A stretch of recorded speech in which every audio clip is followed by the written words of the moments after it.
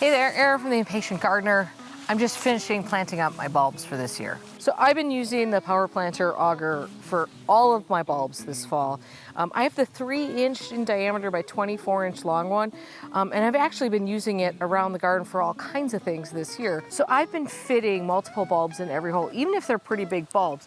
This is Frosty Snow Daffodil. And you can see the size of that. That's pretty big. That's probably 1.5 inches in diameter, I would say, maybe even 2 inches. So by just auging that hole a little bit bigger, I can fit 2 in, which of course cuts your planting time in half. So that's a little tip. So the first thing I actually used the Power Planter for was in spring. I planted a whole bunch of landscape plugs, which are 2-inch wide plugs that are usually about 5 inches long. And I whipped those out so quickly. It made planting a large area so efficient. But I've also found 2 other things that I'm using it for. So I'm still doing a little bit of planting around the garden because we've been able to. Our soil is not frozen yet, but it's hard. Like it's getting hard to dig into. So I'm gonna show you what I've been doing this fall as I transplant some sort of larger things around.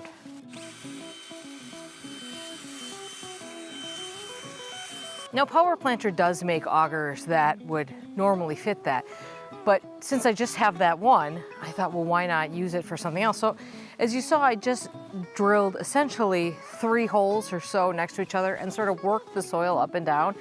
And then I was able to pop that in there, which is easier, at least at this time of year, because the soil, like I said, is hard. So it just breaks through there. And instead of coming out in like a big clump like it would on a spade, it's pulverized a little bit, so you have a little bit of looser soil for that to work into. So the compost bins are full of all the stuff I've pulled out of the garden this fall, as well as a whole bunch of great leaves, which means I should have some really lovely compost in spring.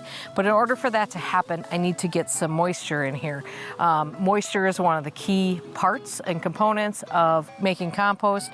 They always say you want your compost to be about as moist as a wrung out sponge. But if you've ever tried to moisten an entire pile of leaves, you'll know that you just get the top and it never sinks down.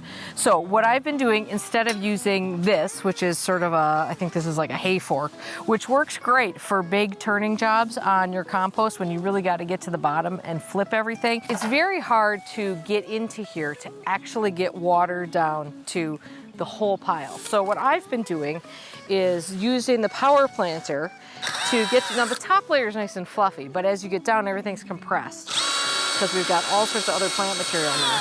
And just creating a hole. Now, you can't see that hole because, of course, the leaves sort of fill it in, but I can stick my arm all the way down in there, which means the next step is I can make about 5 holes in here, stick the hose in here, fill those holes up, let that water run a little bit, and I will have a consistently moist pile going into winter, which means great compost for spring. Okay, so that's how I've been using my Power Planter auger this year.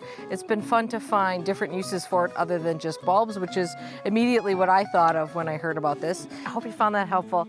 Have a great day in your garden. We'll see you soon.